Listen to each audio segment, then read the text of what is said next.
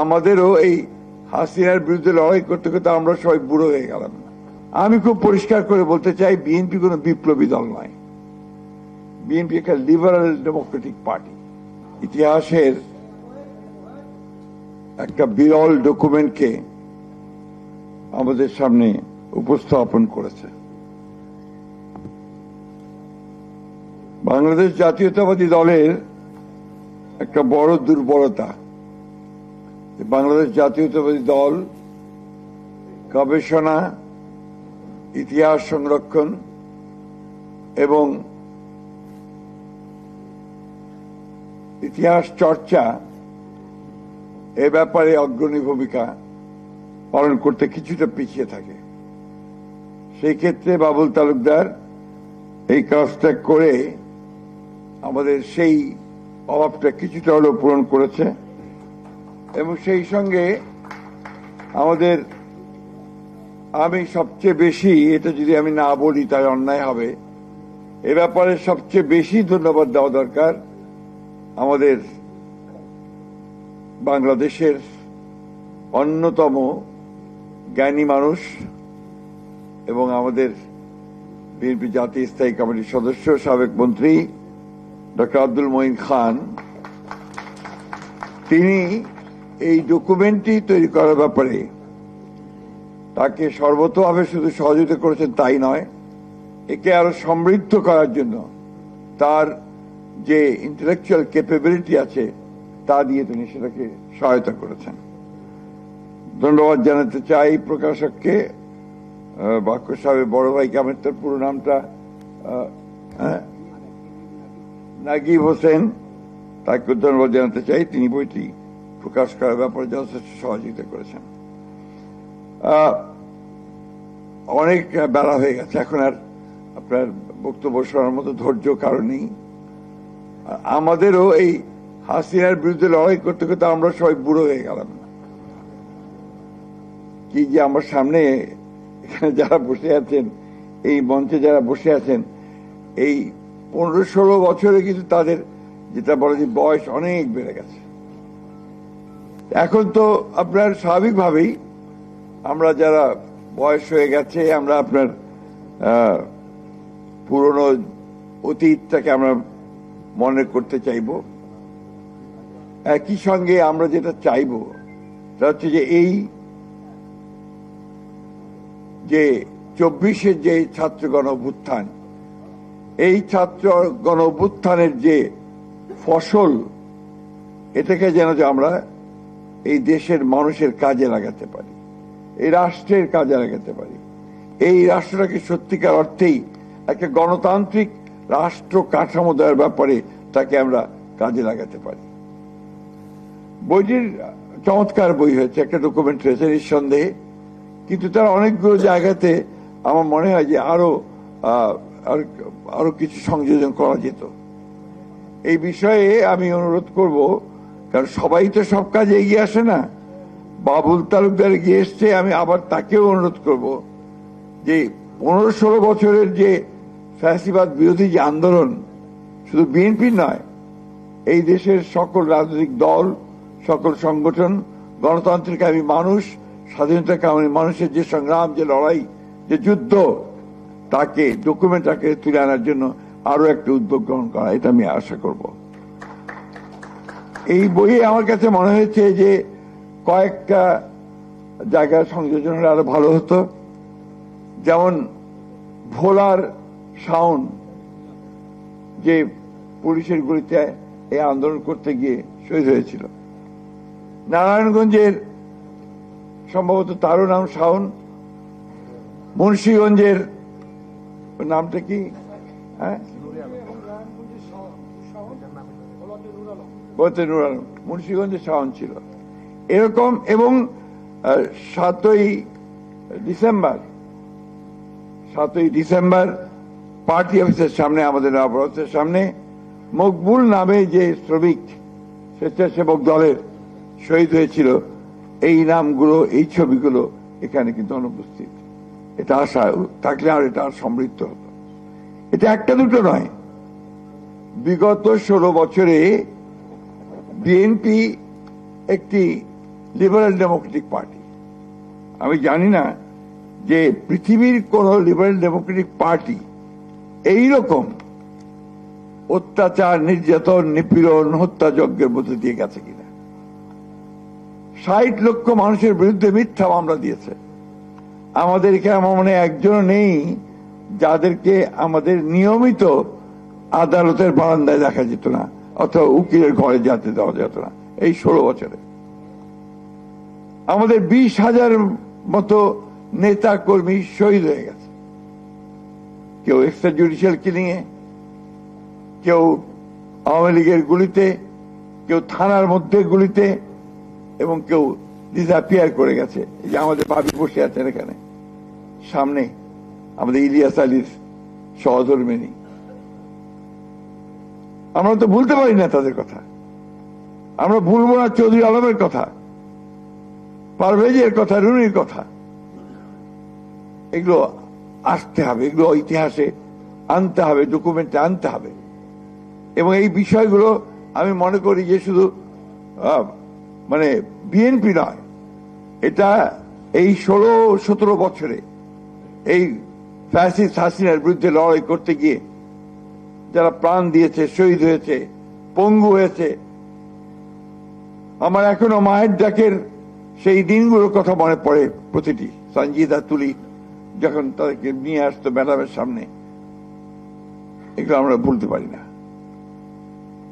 আমি আশা করব এই বিষয়ে আমার অনুরোধ থাকবে, আমরা সর্বোচ্চ সহযোগিতা করব। যেহেতু বাবুল তালুকদারের একটা উদ্যোগ আছে, এই উদ্যোগটা সে আবার গ্রহণ করবে রিসার্চের মধ্য দিয়ে। ডক্টর মঈন খান আমার মনে এই ব্যাপারে সাহায্য করতে পারবেন।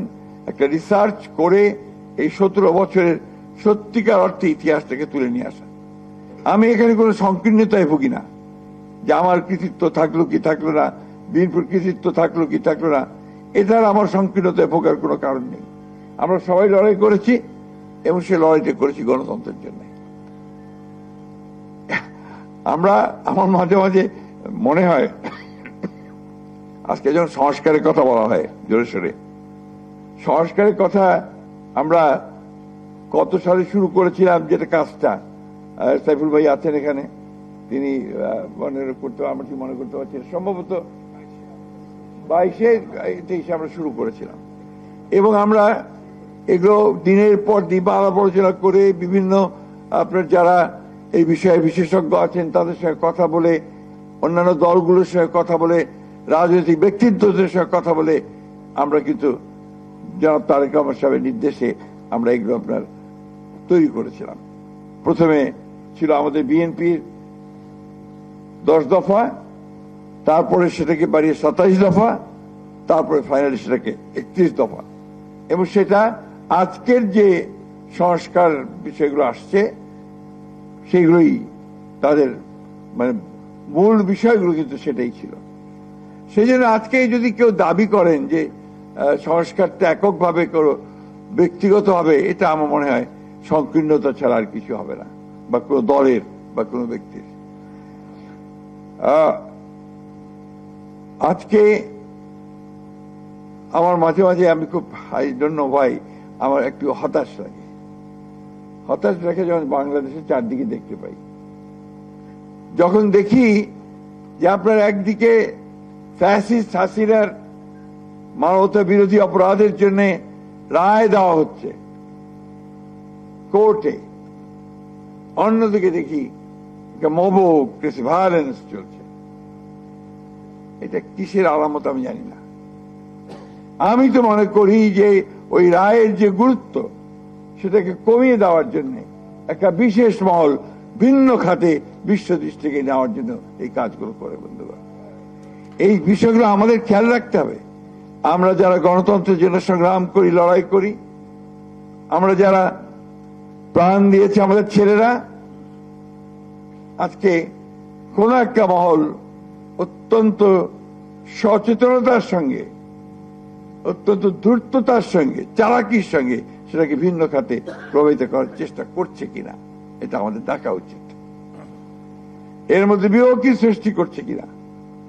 আমি খুব পরিষ্কার করে বলতে চাই, বিএনপি কোন বিপ্লবী দল নয়। বিএনপি একটা লিবারেল ডেমোক্রেটিক পার্টি। আমরা গণতন্ত্রে বিশ্বাস করি এবং গণতন্ত্রের জন্যই আমরা সারা জীবন ধরে লড়াই করেছি এবং এই দেশের মানুষ, বাংলাদেশের মানুষও তার গণতান্ত্রিক অধিকার জন্যই শত শত বছর ধরে লড়াই করেছে, যেটা কিছুক্ষণ আগে ডক্টর মঈন খান বললেন, সেইটাই বাস্তবতা। এখানে নিঃসন্দেহে যারা বিভিন্ন মতবাদে বিশ্বাস করতে পারেন, কিন্তু আমরা বিএনপি, আমরা খুব পরিষ্কার ভাষায় আমরা বলতে চাই, উই আর লিবারেল ডেমোক্রেটস। এতে যদি আমাদেরকে কেউ ভুল বোঝার কোন সুযোগ আমি দিতে চাই না। আমি বিপ্লবী নই, আমি এম এ লিবারেল ডেমোক্রেট, এই কথাটা খুব পরিষ্কার করে বলতে চাই। এবং আমরা সকলকে নিয়ে, এই ভূখণ্ডে যারা বাস করে তাদের সকলকে নিয়ে, সকল ধর্ম, সকল বর্ণ, সকল মত, সবখানে একসাথে আমরা একটা রেইনবো স্টেট নির্মাণ করতে চাই। এটা আমাদের ঘোষিত নীতি। We are committed two reforms. আমরা কিন্তু রিফর্মে অর্থাৎ সংস্কারের জন্য আমরা কমিটেড। সুতরাং এইখানে আমাদেরকে ভিন্নভাবে যদি কেউ চিত্রিত করতে চায়, আমরা কিছুতেই সেটাকে মেনে নেব না। প্রিয় সুধীবৃন্দ, আজকে আমরা একটা ট্রানজিশনাল পিরিয়ডে আছি, একটা দোলাচল চলছে। নির্বাচনের সময় ঘোষণা হয়েছে, এখনো শিডিউল হয়নি, হবে আশা করছি। নির্বাচনই কিন্তু সব শেষ নয়। নির্বাচনের মধ্য দিয়ে একটা ডেমোক্রেসিতে ফিরে যাওয়া এবং একটা ডেমোক্রেটিক কালচার গড়ে তোলা, যেটা আমাদের সবচেয়ে বড় অভাব। আমরা মানুষগুলো কেউ, আমাদের দোষ নয়। এখানে দীর্ঘকাল ধরে সেই ব্রিটিশ পিরিয়ড, যখন পাকিস্তান সৃষ্টি হওয়ার পর থেকেই এই অঞ্চলে, ভূখণ্ডে গণতন্ত্রের কোন চর্চা হয়নি। গণতন্ত্রে আমরা বিভিন্ন রকম ব্যাখ্যা দিই। কালকে আমরা ব্যারিস্টার মওদুদ সাহেবের একটা বই উন্মোচন হলো, বইটার নাম ছিল ডিমাইজ অফ ডেমোক্রেসি। ওখানে নুরুল কবির সাহেব নিউজের খুব চমৎকার করে বলেছেন যে কি বাংলাদেশে কি কখনো গণতন্ত্র ছিল, তার জন্ম হয়েছিল যে তার ডিমাইজ হবে? অর্থাৎ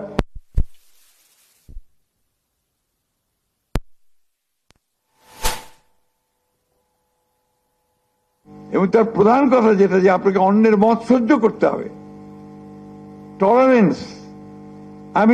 আপনি আপনার কথা বলবেন, সেটাকে আমি সহ্য করব না, পিটিয়ে দেব, আপনার মব ভায়োলেন্স তৈরি করব, কিছু মানুষ তৈরি করে বলবো যে ভেঙে দাও, চুরিয়ে দাও, তাকে মেরে ফেলো পিটিয়ে। This is not democracy.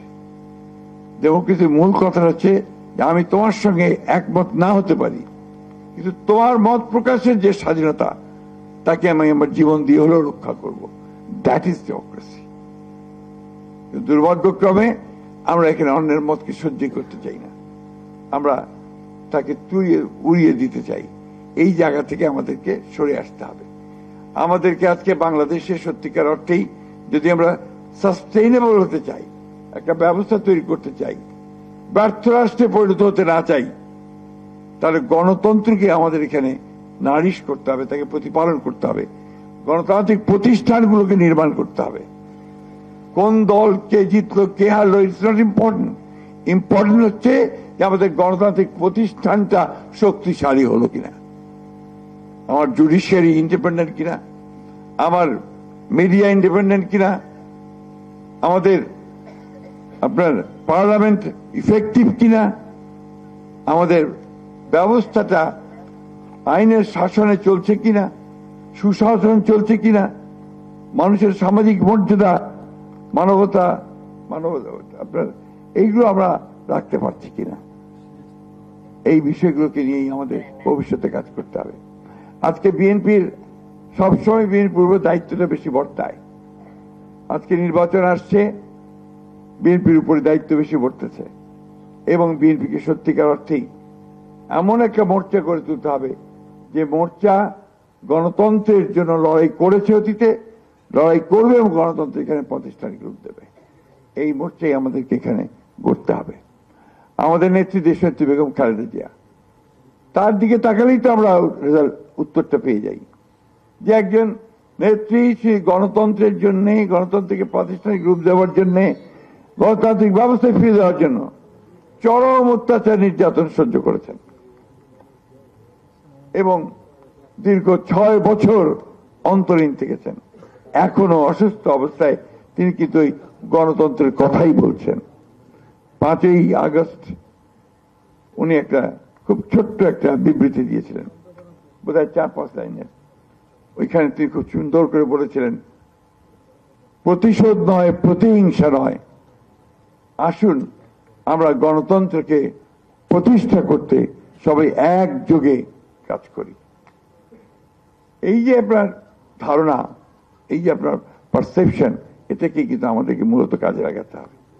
আমি আন্তরিকভাবে কৃতজ্ঞতার সঙ্গে স্মরণ করি, মনে করি যে আমাদের নেতা জনাব তারেক রহমান সাহেব, তিনি নির্যাতিত হয়েছেন, তাকে মেরে ফেলার চেষ্টা করা হয়েছে, অত্যাচার করা হয়েছে, তারপরেও বিদেশে থেকেও তিনি কিন্তু আমাদের দলকে শুধু নয় গোটা জাতিকে উদ্বুদ্ধ করার চেষ্টা করেছেন, তিনি উজ্জীবিত করেছেন। এবং তার বক্তব্য আপনারা কিছুক্ষণ আগে দেখেছেন যে কিভাবে গণতন্ত্রের পক্ষে তিনি মানুষকে জাগিয়ে তোলার চেষ্টা করেছেন। সুতরাং আমাদের দায়িত্ব যে আমরা সবাই অন্তত গণতন্ত্রে যারা বিশ্বাস করি, আমরা সবাই একজোট হয়ে সামনের দিনগুলোতে শুধু নির্বাচন নয়, নির্বাচনের পরবর্তীকালে যেন গণতন্ত্রকে আমরা প্রাতিষ্ঠানিক রূপ দিতে পারি, শক্ত ভিত্তির উপর দাঁড় করাতে পারি, এটাতে আমাদেরকে একযোগে কাজ করতে হবে। আসুন আজকে সেই লক্ষ্যে আমরা কাজ করি।